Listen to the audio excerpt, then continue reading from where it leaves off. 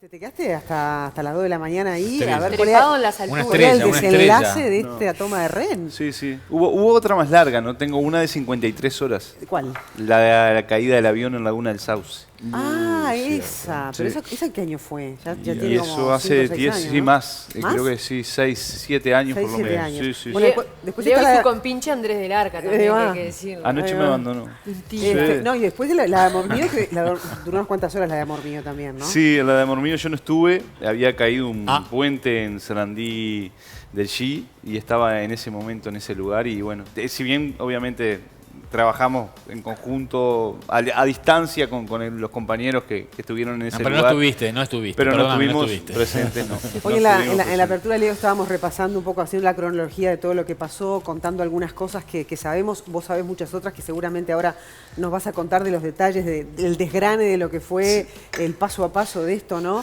Y déjame también saludar ahí a Gustavo Álvarez, psicólogo forense. Le agradecemos también la presencia. Ayer estuvo, lo escuché hablar en Telenoche, a ayudarlos en esta espléndida cobertura que realmente hicieron Leo, con Wilkins, desde piso los compañeros de Telenoche. Y también ahí lo teníamos a Gustavo un poco comentando su experiencia como mediador, ¿no? Porque le ha tocado a Gustavo estar también en alguna de estas situaciones, ¿no? Por pedido de la policía, inclusive, ¿no? Buen día para todos. Buen Sí, día. sí, exacto. Sí. En cárceles, negociación en situaciones críticas dentro de cárceles. Ahí va. Bueno, lo de ayer nos mantuvo a todos en el televisor, como diríamos, Sí, ¿no? es una situación compleja y tú decías, bueno, nombrabas a un montón de gente y precisamente de eso se trata. Y es muy complejo porque hay que articular un montón de cosas en cuestión de segundos, donde obviamente se puede lograr un resultado en cuanto a una cobertura seria, responsable, a través de un equipo, ¿no?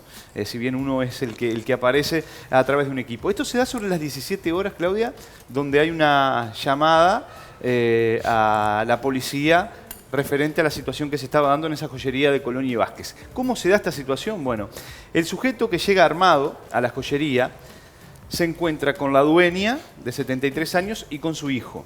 Allí los amenaza, exige dinero, no había dinero. En determinado momento el hijo sale a buscar dinero al banco y hay una tercera persona, yo sé quién es, pero no voy a develar porque está todo en fiscalía, se entera de la situación y llama a la policía. Allí es cuando vienen y se Pero encuentran con la situación. ¿el hijo de la señora avisa a la policía? No, No directamente. no fue el hijo. No fue el hijo. No fue el hijo. Ajá. No fue el hijo porque obviamente estaba en riesgo su madre. ¿Y el hijo qué te dijo de la conversación que mantuvo con el delincuente adentro? Bueno, el hijo no habló. ¿No habló con él? No habló. En este momento vemos al oficial, tercer oficial de la zona 2, que está hablando por celular con el captor.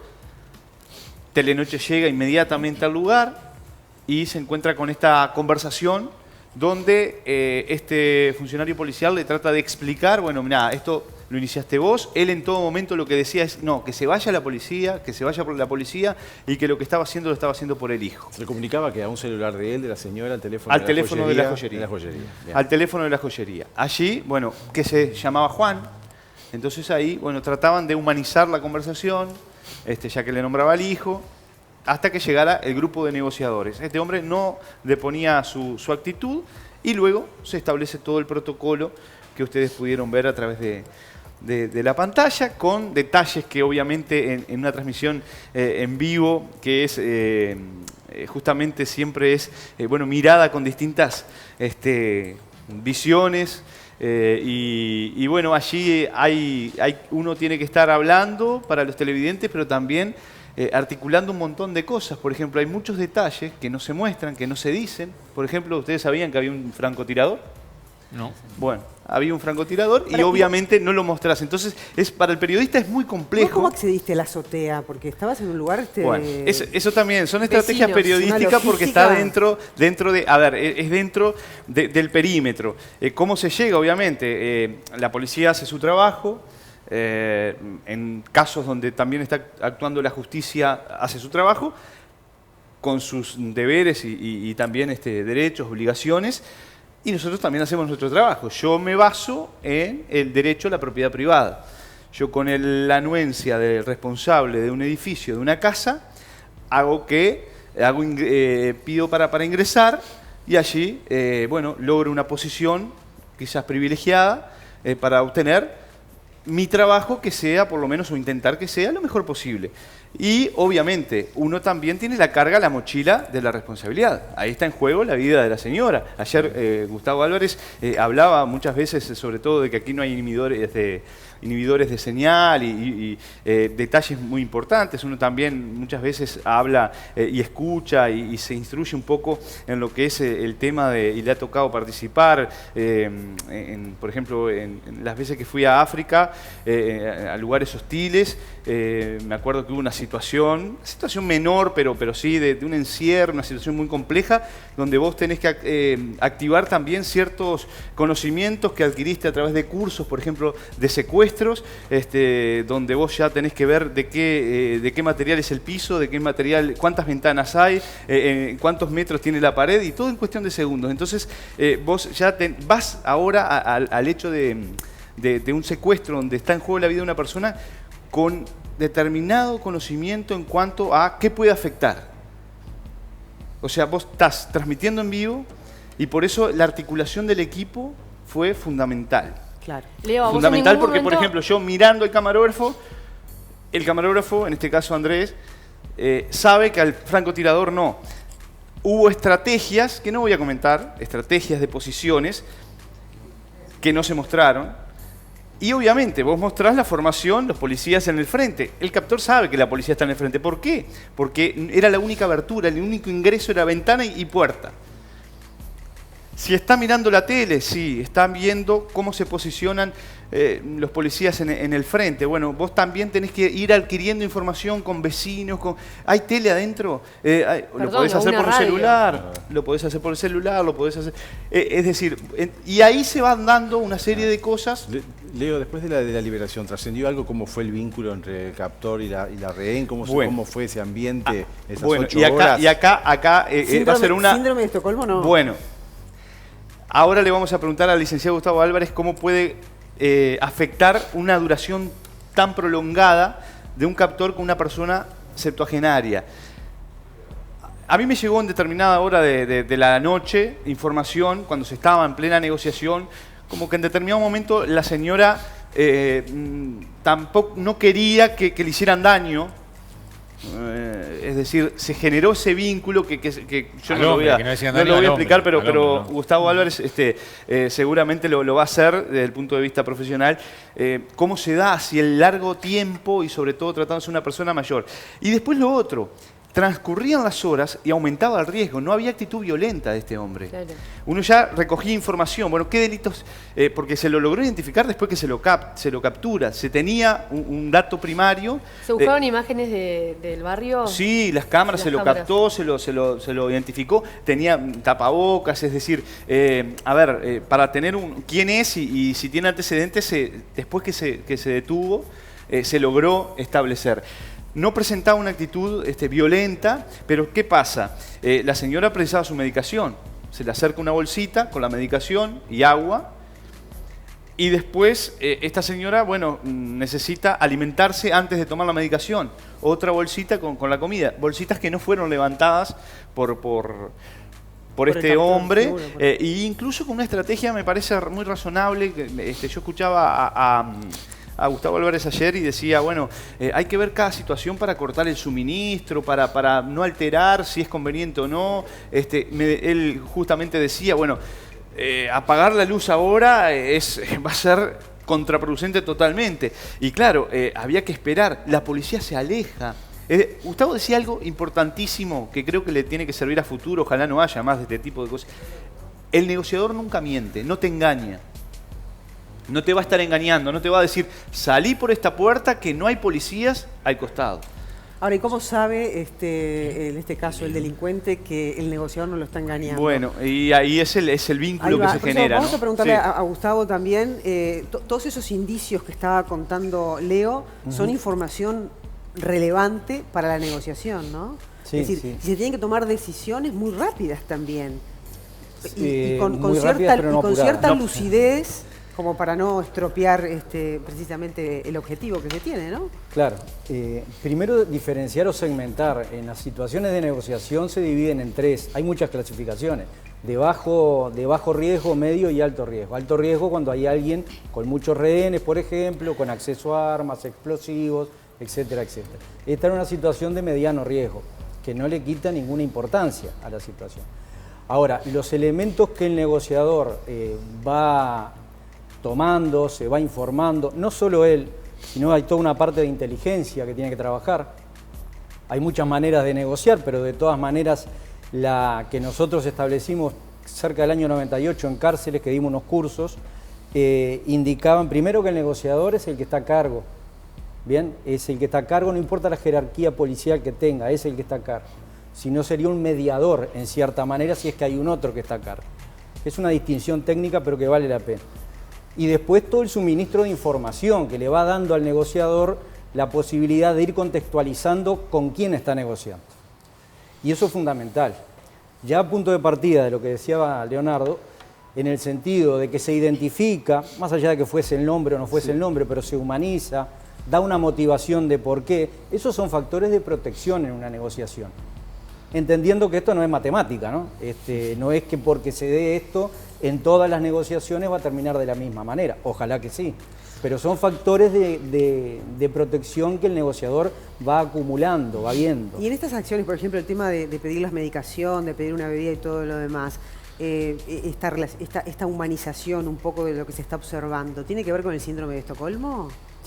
El síndrome de Estocolmo es algo que se da naturalmente en cualquiera de nosotros cuando dependemos o sentimos que nuestra vida depende de un otro, totalmente. ¿Bien? Entonces, el mecanismo mental que tiene el ser humano es tratar de aliarse con el otro poderoso, porque es el que tiene en sus manos nuestra vida. Ahora, ¿no se dan situaciones más prolongadas? No. En general se dan situaciones más prolongadas. Lo que pasa es que hay muchas variables a tener en cuenta. La edad, la historia previa, también, ¿no? Y la historia previa de cada uno, situaciones coyunturales de vida. No es lo mismo alguien que esté cursando un duelo a alguien que no esté cursando un duelo, no es lo mismo alguien que tenga un mecanismo de afrontamiento muy confrontativo a otro que sea más a predominio de sometimiento. ¿El mediador le consulta a la familia de la señora características de la señora? Porque también de ahí se puede deducir qué tipo de conversaciones pueden estar desarrollando ellos, ya que del captor teníamos poca información, tenía la policía poca información para sacar un perfil. ¿Es importante el perfil de la señora? Sí, hay como un trípode, ¿no? El escenario del delito, que también es una variable a tener en cuenta desde el punto de vista táctico, no solo táctico, sino también de la negociación. No es lo mismo, como señalaba Leonardo, determinados materiales de construcción, determinadas cantidades de salidas, determinadas cantidades de ventanas, determinado eventual posicionamiento de los francotiradores, no es lo mismo. También el perfil de la víctima es sumamente importante, sumamente importante. ¿Y quién toma la decisión, quién toma la decisión de cuándo debe actuar el francotirador? ¿Quién toma la decisión? Porque vos decías que el negociador es el jefe. ¿El negociador toma esa decisión? A ver, hay diferentes maneras de negociar. Yo no sé si acá nuestra policía, lo desconozco, tiene este modelo o tiene otro modelo donde hay un comandante, un jefe de operativo y el negociador pasa a ser en cierta manera un mediador. Sí. Ahí el que se veía muy activo era el director nacional de policía, estuvo todo el comando, permanentemente, incluso participando en reuniones. Yo relataba, hay reuniones en la vereda, reuniones en la calle, reuniones adentro de una camioneta.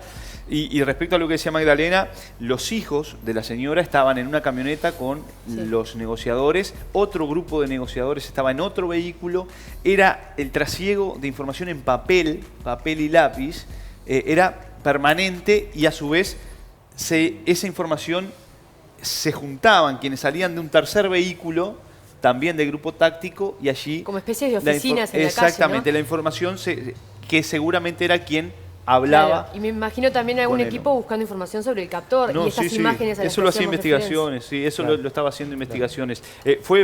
Había primera línea, segunda línea y tercera línea, como decía Gustavo, donde cada uno hacía su rol y se unificaba. El abogado del delincuente, ¿también articulan con el abogado para lograr una buena salida de esto, o son como dos bandos trabajando independientemente? No, en una negociación independiente no debería trabajar nadie, ¿no?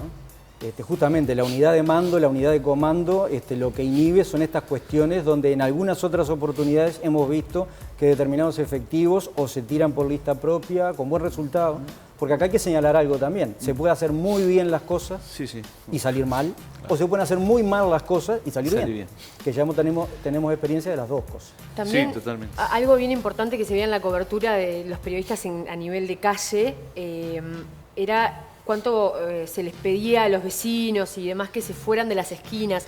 ¿Eso realmente entorpece el procedimiento? ¿Es un riesgo? ¿O simplemente es algo de protocolo para evitar trabajar con la mayor tranquilidad posible? No. Hay como círculos concéntricos en la negociación. Aclarando nuevamente que hay diferentes maneras de negociar. El círculo más interno es un círculo que no puede haber absolutamente nadie, a no ser el grupo táctico y los negociadores, ¿tá? Por eventual disparos, inclusive los camiones blindados tienen que ir en determinada posición. Uno tiene que plantearse siempre el peor escenario. Y civiles dentro de un área donde puedan ser alcanzados por alguna ráfaga o por algún disparo de arma de fuego, está totalmente desaconsejado. Obviamente que el ser humano tiene como una convocatoria muy especial en este tipo de situaciones, ¿no? Pero no, está totalmente desaconsejado. ¿Cuándo entiende el negociador que es el momento de, lo convencí, entendió y va a cumplir con su parte, ¿no? Porque también puede pasar que como se vio ahí en las imágenes, ¿no? Que si llega el momento de entrar... Él tira el arma, saca su mano primero, saca su mano, tira el arma a la vereda. Llegó el abogado llega, ahí la policía actuó muy bien. Llega, habla con los oficiales, el director de la policía se baja. ¿Usted quién es? El abogado, perfecto. Bueno, espera acá, no sé cuándo. Bueno, está. Ahí se logra establecer un contacto con el captor. Y él lo que le dice, yo estaba escuchando, estaban hablando debajo donde yo estaba, y le dice, yo me voy a acercar, me voy a poner de frente para que vos me veas. Y ahí no es que va el abogado y se para, no, se lo lleva con escudo, custodiado, para preservar también la seguridad, hasta que tiene una visualización, y posteriormente lo que se ve desde donde yo estaba es una mano, lanza el arma, un Magnum 357 con 6 proyectiles, a la vereda, y luego sale con los brazos arriba. ¿Un abogado de oficio? ¿O un abogado del que tenía conocimiento? No sé, vos sabés que no sé, incluso... ese nivel de confianza llama la atención, ¿no? Quédate tranquilo, estoy acá. No sé quién es el abogado. Y también, no sé, usted lo sabrá mejor, pero denota un cierto conocimiento de este hombre o preparación de este hombre de cierto protocolo, porque a veces hay delincuentes que actúan bajo los efectos de la droga o que están en situaciones más vulnerables. El hecho de largar el arma, el hecho de identificar a un abogado, por lo menos cierto conocimiento este hombre parece tener. Claro, eso es fundamental en los primeros... A ver, pasa por diferentes fases la negociación. La primera es la más turbulenta, ¿no? Claro. En donde realmente no se establece una comunicación, es simplemente un intercambio vacío, en cierta manera, pero que de todas maneras se sacan algunos datos. Posteriormente, estos elementos, por ejemplo, son tremendamente importantes para el negociador. No es lo mismo el factor de riesgo de negociar con alguien con un trastorno delirante o con exceso de alcohol o drogas que con alguien que percibe la realidad, como usted señala, que puede calcular y prever determinadas cosas. Entonces eso está hablando de alguien que está con conciencia y voluntad y que está pegado a la realidad compartida. Si me permite, seguimos con esta charla, vamos a hacer un paréntesis para recibir también a Mónica Fernández, propietaria de Amor Mío, para también entrar en lo que pasa por la cabeza de una persona que tiene que vivir esa situación. Y vamos a saludar a Mónica Fernández, propietaria de Amor Mío, amiga de la casa. En esta oportunidad te estamos invitando en el rol testimonial de aquella historia que ya en enero va a cumplir 2 años, ¿no? Recién Gustavo hablaba de diferentes categorías. ¿En qué categoría estaría el episodio de Amor Mío, donde fue una toma de rehenes, donde hubo balazos dentro del centro? Y ese es de alto riesgo, había más rehenes, estaba más desequilibrado por las informaciones que se tuvo desde fuera, ¿no? Y el operativo no fue todo lo limpio que fue por lo pronto. Y cambia la relación de, en este caso, la intención de adquirir dinero, es decir, una persona que va a rapiñar. Exacto. Este hombre tiene 42 años, no sé si lo dijimos, y antecedentes por receptación y por violencia privada, es decir, no tiene antecedentes por rapiña ni por un delito de lesiones graves, ¿no? Digo, es importante para el perfil. Lo confirmamos, porque hoy teníamos la duda de si tenía antecedentes. Sí. Y lo que seguramente la consulta es, bueno, ¿qué es más peligroso? ¿Una persona que está transmitiendo por Facebook y amenaza sentimentalmente a una persona, en este caso por un hecho de violencia de género, o una persona que va en busca de dinero? No, en general las motivaciones que implican una conmoción emocional, un vínculo previo, en general son más inestables y más peligrosas. Ahí va. Mónica, bueno, todo esto, imagino, te removió un montón de cosas que te tocó vivir en carne propia. Todos pensamos en ellos. Todo enseguida, porque todos pensamos, vos estuviste todo el tiempo allí dentro de la peluquería, intentando que este señor depusiera esa actitud, ¿no? Sí, en realidad se pasaron varias etapas, o sea, al principio era el miedo lo que ganaba todo. En realidad yo recuerdo claramente 3 etapas. La primera, que fue medio inocente de mi parte, porque lo primero que atiné fue a pensar en la policía y que la policía nos iba a salvar. O sea, lo primero que yo creí es que cuando llegara la policía todo iba a estar bien. Entonces hice todo lo que pude por correr a llamar al 911, porque como el salón es grande y yo no estaba sola con él, cuando vi que sacó el arma y que agarró a la chiquilina del cuello y empezó a pedirle a toda la gente que se tirara al piso, yo corrí al teléfono a disparar al 911. La llamada no fue atendida enseguida, entonces cuando veo que él se me acerca y que me pide que yo también me tire al piso, lo que atiné a hacer fue dejar el teléfono descolgado, porque sabía que me iban a escuchar y que iban a arrastrar la llamada. Aparte ya había una de las chicas había logrado salir, o sea, yo sabía que la policía se iba a enterar. Entonces, en ese punto, lo único que quería era que la policía llegara, ¿no? Y que para mí, en mi imaginario, cuando llegara la policía ya iba a estar todo bien. O sea, yo esa primera parte fue, tranquila Mónica, ya viene la policía. Ahí pasaron todas esas cosas de que él hizo un vivo, que le agarró el cuello, que yo, para mí era como... Mira, él ahí amenazando con un arma. Y hacía mientras tanto un vivo en Facebook. Claro, Facebook también, ¿no? Era surreal lo que estábamos viviendo, era como algo que no se podía creer. Realmente lo ves de afuera y decís, esto no me puede estar pasando. Porque además había muchas cosas en riesgo que no eran solo nuestra vida. Era nuestra vida, nuestro trabajo, nuestra fuente de dinero para alimentar a nuestras familias. O sea, realmente había en riesgo un montón de cosas, porque el peor escenario era que nos muriéramos. Pero el otro escenario que quedaba, que algo pasara con él, o sea, que matara a alguien, eso también significaba una tragedia para todos. O sea, realmente era muy emocionante y de mucho miedo lo que se vivía. Ya les digo, primero la policía. Cuando llega la policía es cuando él se pone peor, porque estaba verdaderamente inestable. Entonces, cuando llegó la policía, él se puso más loco. Y fue cuando nos hizo bajar todas las persianas, fue cuando disparó para afuera. Entonces dije, ¿y ahora? ¿Y ahora qué hacemos? Ahí fue que el miedo me sobrepasó. Estábamos todos llorando, porque no sabíamos qué hacer realmente. O sea, la esperanza era la policía. Y bueno, y ahí a tratar de calmarnos entre nosotros. Nosotros estábamos tirados abajo del escritorio de la recepción. Éramos 4 que estábamos juntos ahí. Y después había gente diseminada por todo el salón, porque éramos 14 en total. Moni, del otro lado, ¿cuánto sirvió la figura del mediador para vos? En realidad eso demoró un poquito, ¿no? El mediador, yo no recuerdo con cuánta demora entre que él llegó, el mediador empezó a llamar por teléfono. En realidad,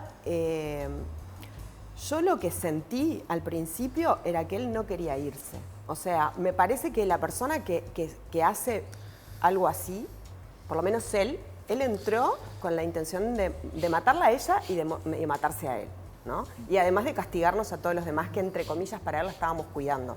O sea, el que ayuda a un traidor también se merece la muerte. Ese era su mensaje, ¿no?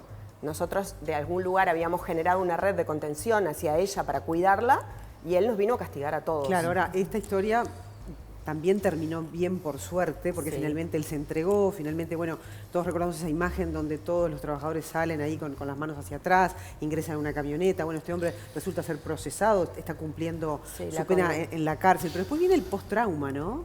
Todo lo que pasa después. Y le quiero preguntar a Gustavo también, como psicólogo forense, ¿cómo hay que manejar esas situaciones? ¿Cuál es la contención psicológica que se le tiene que dar a una persona que, como Mónica le tocó a través, como esta señora que bueno, ya hablamos bastante de ella, ¿no? Es difícil hacer generalidades o generalizaciones, ¿no? De vuelta a lo mismo, lo que yo le respondía anteriormente. hay que ver la historia de vida, hay que ver hasta las creencias filosóficas, religiosas, cómo encara la vida cada uno, cuánto tiempo, en qué fase de edad está, en proceso coyuntural, transversal de la vida. De todas maneras, siempre quedan marcas en este tipo de situaciones, siempre.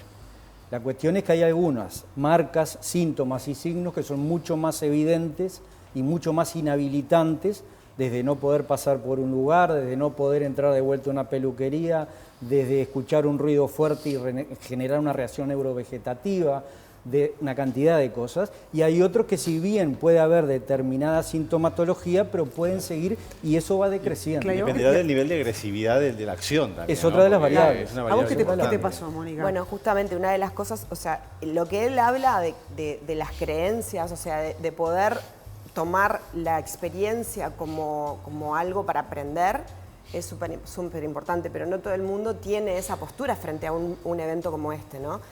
Nosotros éramos 14 y no todos lo tomamos de la misma manera. Yo, por ejemplo, traté de ir para el lado de lo espiritual, de contención, de buscar ayuda en ese sentido, pero lo que él dice, por ejemplo, a pesar de que yo trataba y de que me sentía súper poderosa en ese momento, porque el haber podido negociar con él a mí me daba una sensación de plus. De orgullo claro, también. sí, o sea, era un plus para mí importante, pero a pesar de eso, tenía esa respuesta frente a los ruidos fuertes durante pila de tiempo, sentía un ruido y saltaba, que eso es una respuesta inconsciente, o sea, mucho más allá de que yo estaba tranquila, de verdad me vi, en un momento yo sabía que me podía morir. ¿Y tomaste asistencia profesional? Sí, ¿Acudiste a un especialista? Yo le contaba a Maggie que, bueno, Diego Sánchez, que es alguien que trabaja con Shiatsu y que además estuvo presente en el 11 de septiembre en Nueva York y se especializó mucho en ayudar a las personas después de eventos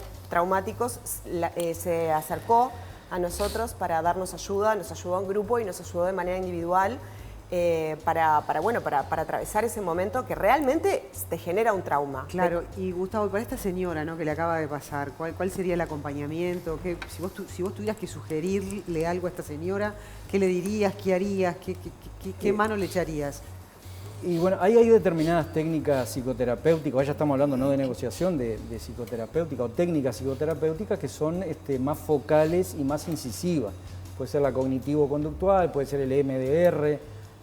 Hay algunas que son específicas para tratar este tipo de situaciones. Y bueno, ¿te animás a arriesgar una opinión viendo lo que le pasó a esta señora con este perfil de acción? Es decir, finalmente también se ve que la señora sale bastante bien, preocupada por sus hijos, preguntando por ellos. Sí.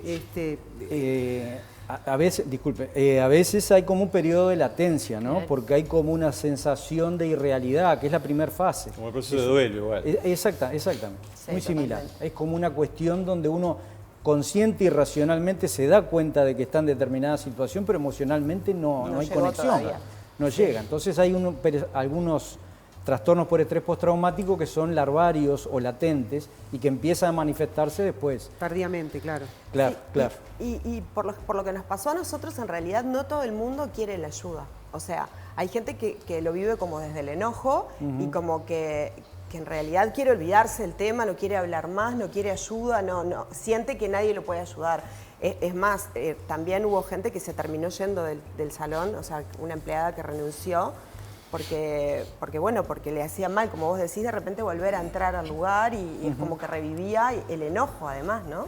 Por haber tenido que pasar por una situación que uno no quiere, ¿no? Y bueno, realmente cada uno lo lleva como puede. Claro, en el caso de ustedes después siguieron como en contacto con esta persona que está en la cárcel. No, en realidad no. O sea, yo cuando en ese tramo de negociación interna que había para que nos dejara salir, lo que yo le propuse era que íbamos a tratar de ayudarlo en todo lo que podamos para sabíamos que iba a ir preso, o sea, era obvio, no iba a quedar libre. Lo que nosotros pretendíamos era que no se suicidara porque él tenía la intención de matarse. Entonces, para eso, bueno, como él decía, atinás a sus sentimientos, a sus emociones, a que pensara en su mamá, en su sobrino, en la gente. O sea, él me decía, yo de acá no salgo vivo, y yo le decía, pensá en tu madre, te juro que tu madre te prefiere preso que muerto. O sea, yo soy madre y sé que es así. Entonces fuimos por todo ese lugar y yo lo que le dije era que yo le prometía que si él no recibía tratamiento, yo me iba a ocupar de que tuviera tratamiento de contención mientras estuviera preso. Claro. Y ahí se generaron un montón de cosas. En realidad, luego yo me comuniqué con su familia, les pregunté si él necesitaba algo, me dijeron que tenía todo lo que es necesario y que me quedara tranquila. Claro. Y después recibí una carta de él por Facebook en la cual me pedía disculpas y me agradecía por nunca haber hablado mal de él. Bueno, son recursos, los mismos que debe haber utilizado o similares la señora, nos imaginamos en estas horas de intercambio, una joyería muy pequeña allí, 2 personas, el señor ahí armado, nervioso.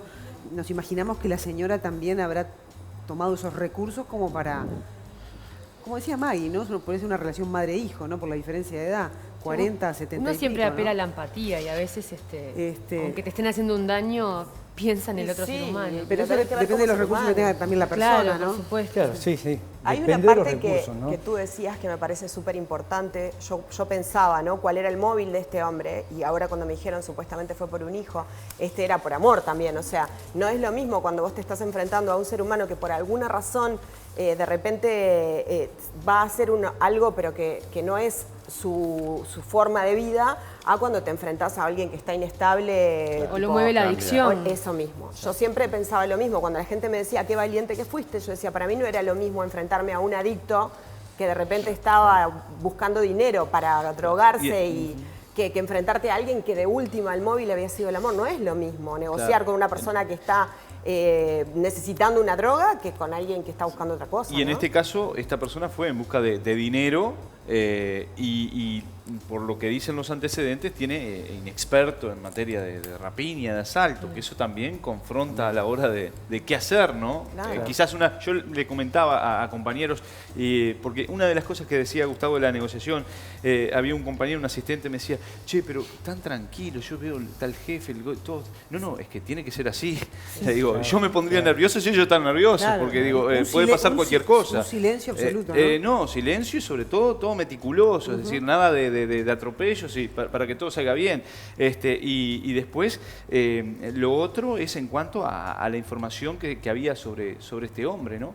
Que era muy poca, producto de que esos antecedentes que surgieron después de identificado son por receptación y un delito de violencia privada. Muy bien, Gustavo y Mónica, muchas gracias por No, habernos al contrario. acompañado esta mañana y ayudar un poco a entender y que los televidentes también entiendan el trasfondo que tienen a veces estas cosas, ¿no? Tal cual. Así que muchas gracias en serio. Y bueno, Gracias. repetiremos en cualquier momento, siempre muy amable en venir. ¿Eh? No sé, ¿quieres decir algo? ¿Alguna línea final? No, Te vi con ganas de decir simplemente algo. una puntualización sobre lo que decía Leonardo, que es tremendamente importante transmitir calma al captor. Claro. O sea, si yo llego con sirenas abiertas, mantengo las sirenas, hay gente afuera, nos comunicamos a los gritos, lo que estoy haciendo es potenciar la inestabilidad. Claro. Yo lo que tengo que transmitir en la negociación es calma. Muy bien, muchas gracias a los dos. No, por favor.